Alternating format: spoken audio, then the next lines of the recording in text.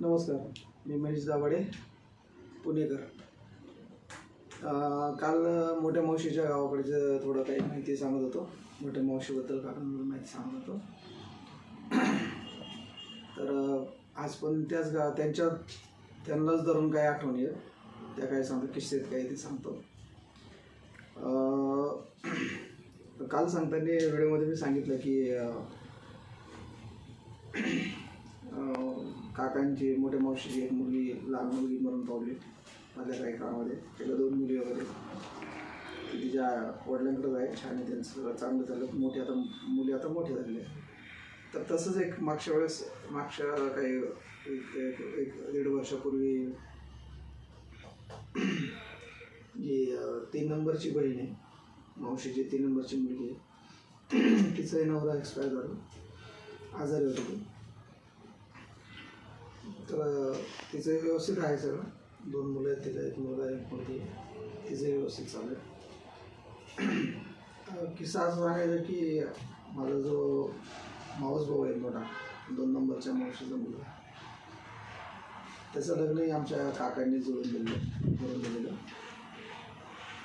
तर त्या टायमाचा एक किस्सा सांगायचा की त्या भावाची जी बायको आहे सगळ्यात पहिली मी पाहिली. पाहण्याचा किस्सा असा आहे की सुट्टीचे दिवस होते त्या टायमाला, आणि त्यावेळेस त्यांचं ते प्रोग्राम काहीतरी ठरला पण होता, त्या वहिनीला पाहण्याचा वगैरे काय विषय त्यांचे झाले होते वर्षे. पण मी जी मुलगी पाहिली तीच मुलगी आहे हे मला माहीत नव्हतं. आणि तो पाहण्याचा असा माझा किस्सा पण वेगळाच आहे. तर काहीतरी मला वाटतं सकाळची एक 9-10-11ची काही वेळ होती. 9-10-11ची वेळ होती सकाळची. तर ते गावा साईडला काही टॉयलेट बाथरूम वगैरे जुन्या टायमाला नव्हते. तर त्यांच्या घराच्या बाजूची घरं त्या बॅक साईडला मोकळी जागा, तिकडे लेगीला वगैरे जावं लागायचं. तर मला खूप प्रेशर आलेला. आम्ही ते जे वहिनीचं घर आहे त्या घराच्याच बाजूने एक बोळ असं बारीकसं छोटीशी गेली बॅक साईडला जातं ते. आणि मी एवढा म्हणजे लाजत होतो की मी असं वरमुडकं करून म्हणजे लोकांना असं पाहत असं चालण्याची माझी सवय नव्हती. आपलं खाली मुडकं घालून निघणार सरळ. तर त्यावेळेस किस्सा असा झाला, मला प्रेशर जबरदस्त आलेला. मी आपलं काकांच्या घरात बाहेर निघालो ते मला माहीत होतं कुठं कसं जायचं. असं मुडकं खाली घातलं आणि गेलो.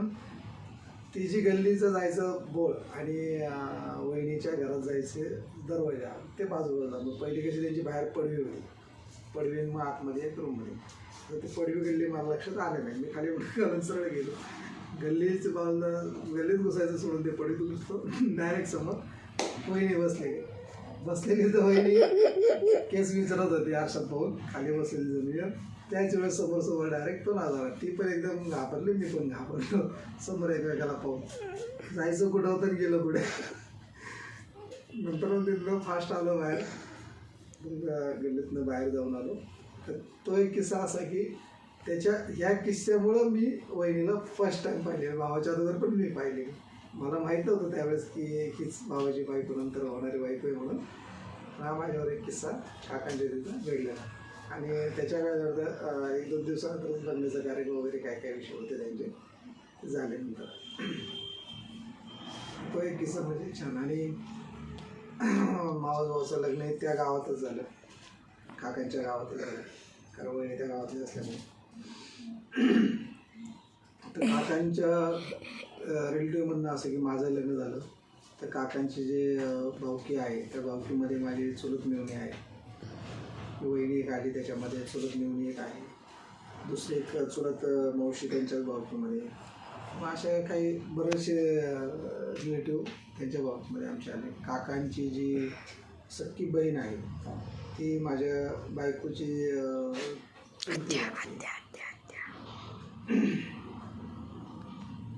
तर ते बायकोची चुलती लागते. अशा काही गोष्टी म्हणजे त्या काकांमुळं बरेचसे रिलेशन वाढलेले आहेत, बरेचसे रिलेटिव्ह जोडले गेलेले आहेत भरपूर काही काकांनी म्हणू शकतो.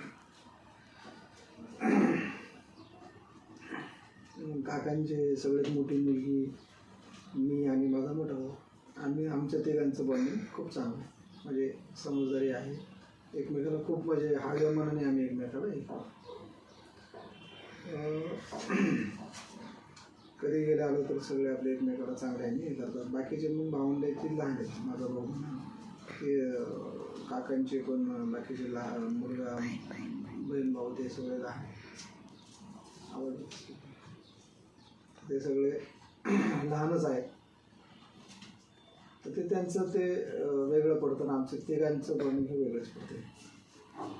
पण असो सगळं आहे व्यवस्थित आहे. तर असेच काही काही किस्से आहेत थोडेफार.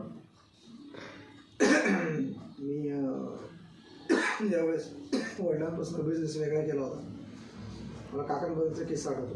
बिझनेस वेगळा केला होता मी शनी शिंगणापूरला गेलो होतो. तर जाताना काही लक्षात नाही माझ्या एवढं. मी त्या टायमाला काकांच्या इथं काकांना भेटण्यासाठी थांबलो होतो. दुपारची वेळ होती. गेलो काकांच्या इथं बसलो. काकांनी मला दूध भाकर वगैरे खायला बरोबर खाल्ल्यानंतर परत अजून एक दुधाचा ग्लास वगैरे खाल्लेला. मावशीला व्हायचे नाही त्याला काय लागतं ते खूप जीव लावायचे. आणि सगळं जेवण वगैरे झाल्यानंतर बसल्यानंतर मला समजत होते काय झालं कसं झालं सगळं विचारपूस होते. मला माहिती तू मोठा आहे, तू लक्ष दे, हे कर ते कर, बापच आहे हे आहे ते. म्हणजे असं एक वडीलधाऱ्याप्रमाणे चांगले ते मला समजलं. आजपर्यंत कधीही त्याने आम्हाला म्हणजे मला तरी कधी त्यांनी निगेटिव्ह कोणत्याही गोष्टी शिकवल्या नाही, समजवलं नाही, सांगितलं नाही. चांगलं असं त्यांनी कधीच सगळं पाहिलं नाही कधी. म्हणजे जेवढं काही त्यांच्या काही घरातल्या स्टोऱ्या कळतं त्या आम्हाला बाहेर कधी त्यांनी त्यांच्या भाऊ होता त्या भावाबद्दलही म्हणजे खूप त्यांना रिस्पेक्ट. लहान भाऊ होता हे मोठे होते. बहिणीबद्दल पण म्हणजे आमच्या पुढं तर कधी असे काही विषय आले नाही त्यांचे किंवा जेणेकरून ते कोणाला तिरस्कार करतात वाईट पाहतात. चांगला स्वभाव. आणि आमची मावशी पण असं राजकारण हा प्रकार तिच्याकडे साधी सिंपल बोली तिच्याकडे काम घर आणि काम बाकीचं काही विषय तिला ते इंटरेस्ट घ्यायचे नाही काय त्याच्यावर काम भरपूर व्हायचं. कारण त्याचा काकांचा आणि मावशींचा उजवा हात म्हणलं तर खरे माझी मावशी मोठी त्यांची मोठी मुलगी ते त्यांचा उजवा होता. म्हणजे ती मुलगी एवढी कष्टाळू होती की जशी मोठी झाली तर घरात आईला भरपूर हेल्प केली, वरून नंतर चांगली मोठी झाली वडिलांना भरपूर हेल्प केली. दूध आणणं, दूध काढणं, शेतात जाणं, शेतीचे काही काम करणं, म्हणजे वडिलांना खूप तिने सहकार्य. म्हणजे एक गडी माणूस जसं म्हणजे मुलगा एवढं करणं एवढं तिने ते त्या टायमाला तिने बाजू खूप सांभाळली. मुलं लहान बहिणींना सांभाळून घेणं. नंतर लग्न झाल्यानंतरही तिने खूप सगळ्यांनाही सपोर्ट केला. बहिणींनाही सपोर्ट केला, आईवडिलांनाही सपोर्ट केला, सगळ्यांना सपोर्ट केला तिने. म्हणजे तिचा नवराही खूप चांगला आहे. दाजी ते मोठे ते अहमदनगरमध्येच राहिले. त्यांचाही स्वभाव खूप छान निघाला की काकांना बाकीचे राहिलेल्या 3 मुलींच्या लग्नामध्ये भरपूर मदत केली. मुलाचे लग्न दाजींनीच ठरवून दिलं, त्याच्याही लग्नात मदत केली. म्हणजे दाजी मोठ्या बहिणीचा आणि दाजींचा काका आणि मावशीच्या संसारामध्ये खूप मोठा हातभार म्हणजे जबरदस्त हातभार आहे. काका मावशींना जे सपोर्ट केला ते माझी आजी, मोठे मामा आणि माझी 2 नंबरची मावशी ह्या सगळ्यांनी म्हणजे भरपूर एवढा सपोर्ट केला की बस. आणि त्यातला उजवा हात ठरलं ते आजी, मामा आणि मावशी आणि दाजी आणि मोठी बहीण त्यांची मोठे जावे.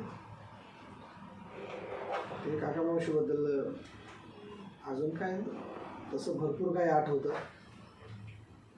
खूप त्यांचे खूप खरतर दिवस गेले जुने. पण मुलं बाळ परपंच असतो माणसाला तर ते खरतर जीवनात त्या मुलांना आनंद मिळतो तर माणसाचं जीवन छान जातं.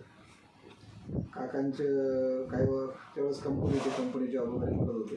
नंतर कंपनी सुटली गेली. मग शेती आणि घरावर तुझा पाण्यावर चाललं तरी पण सुखी राहिले. त्याच्यानंतर मुलींचे लग्न कार्य करून हे करून ते आपलं व्यवस्थित जिंदगी लास्टपर्यंत व्यवस्थित चांगली चालली. आता काका थोडे आजारी घरी असतात. मावशी थोडी जरा हेच असते. त्यांना आता त्यांच्या मुलाचं लग्न झालेलं आहे. एकुलता एक मुलगा आहे. तर त्याला पण आत्ता एक मुलगा मागं झालेला आहे. आता सगळे भाऊ त्यांचं चालू आहे. सोने त्यांची चांगली सांभाळून घेते. महत्त्वाचं म्हणजे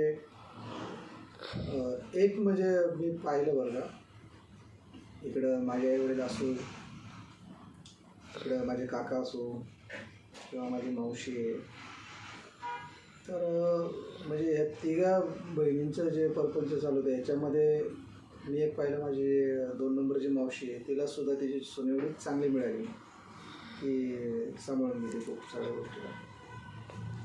माझ्या आईची पण तीच परिस्थिती आहे की माझी भाऊज आहे, माझी बायको आहे, कधी माझ्या आईला कधी कोणत्या गोष्टी उलट्या नाही, फिरून कोणत्याच गोष्टी आजपर्यंत बोलली नाही, कधी त्यांच्याशी तकतक नाही. माझ्या आईशी कधी त्यांचं आरवटचे शब्द येईल किंवा काय असं उलटं भांडण वगैरे हा विषय नाही. आणि मावशीची जी आता काका मावशीची मी स्टोरी सांगतोय, मोठ्या मावशीची, तिच्या सुनाचं पण त्यांना कधी काय हे नाही, ती सांभाळून बिचारी घेते. आता मध्ये काका आजारी होते, तर ते दवाखाना खर्च पाणी हे ते सगळं लक्ष देतात ते लोक. ते एकंदरीत काका मावशीचे मुलगा असून नातू त्यांचं खूप छान चाललं आहे मोठ्या मावशी. पहिले काय जिंदगी त्यांनी काढली त्यापेक्षा आता त्यांचं खूप चांगलं आहे. जुनं घर होतं ते तोडून नवीन मांडलेलं आहे, चाललं आता. तर मुलगा मावस बारका काय करेल पुढं त्या हिशोबाने चालेल. एकंदरीत मोठ्या मावशीचं चांगलं आहे. आजच्या पुरतं एवढंच. नमस्कार.